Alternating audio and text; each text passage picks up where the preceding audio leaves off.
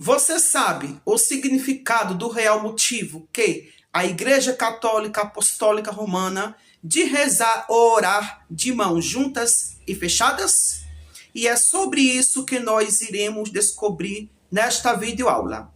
Essa prática adotada pela Igreja Católica Apostólica Romana foi uma prática tradicional e cultural da Idade Média, chamada sucerania e vassalagem.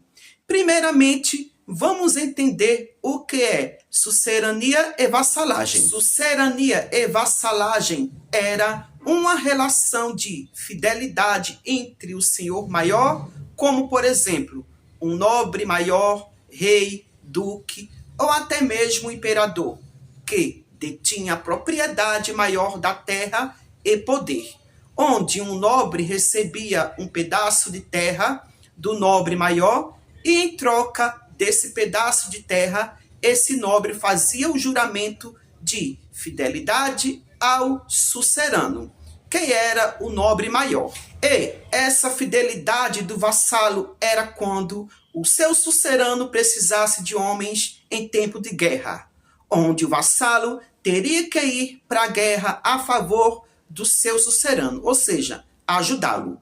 Além também do vassalo servir na guerra ao seu sucerano, ele também teria que defender o castelo e as terras do sucerano, se fossem atacadas. Já o sucerano, também em troca da fidelidade e das obrigações do seu vassalo, o sucerano dava 3 garantias fundamentais.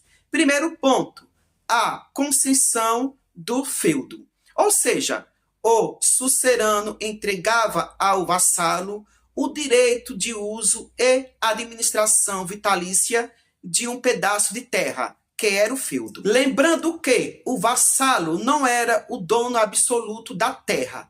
A terra pertencia ao sucerano, mas ficava com todo o lucro, impostos e renda daquele território para si.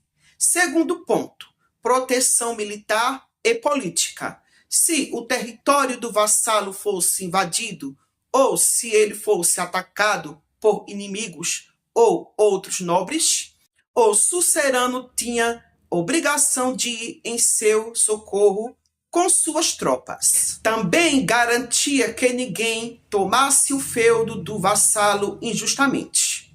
Terceiro ponto, justiça e garantia de direitos. O sucerano aceitava o vassalo como seu homem livre e nobre, respeitava seu status e privilégios, o defendia em julgamentos na corte nobiliárquica. Então, a cerimônia de juramento e fidelidade ocorria da seguinte forma: o vassalo se ajoelhava diante do seu sucerano, com as mãos juntas e fechadas, e o sucerano colocava as mãos sobre as mãos do vassalo. E através dessa cultura tradicional da relação de sucerania e vassalagem, a Igreja Católica também adotou em seus ritos cerimoniais, já que também muitas das vezes essas cerimônias da relação de sucerania e vassalagem acontecia dentro da própria igreja, que até hoje a Igreja Católica Apostólica Romana carrega em seus ritos cerimoniais culturais a fazer oração ou rezar de mãos juntas e fechadas. Já para as outras vertentes cristãs, como por exemplo a protestante, ela traz outra forma tradicional e cultural de mais antiga ainda, que é orar de braços abertos e mãos abertas, onde essa tradição vem lá da antiguidade, da história antiga, ali entre alguns povos vizinhos de Israel, ou entre os judeus, ou alguns dos primeiros cristãos. Eles rezavam ou oravam de mãos e braços abertos. Essa prática de ritual e tradição de orar de mãos e braços abertos é chamado de orans. Para quem estuda, por exemplo, arte, estuda muito sobre isso. Essa posição chamada de orans ou orante significa literalmente aquele que ora. E esse rito cultural de oração era o gesto mais antigo de oração cristã do primeiro século.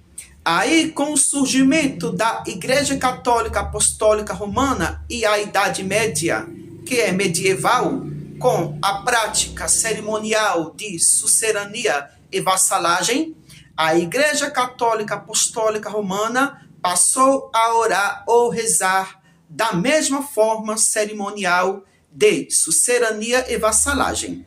Então, por hoje só, e até o próximo vídeo.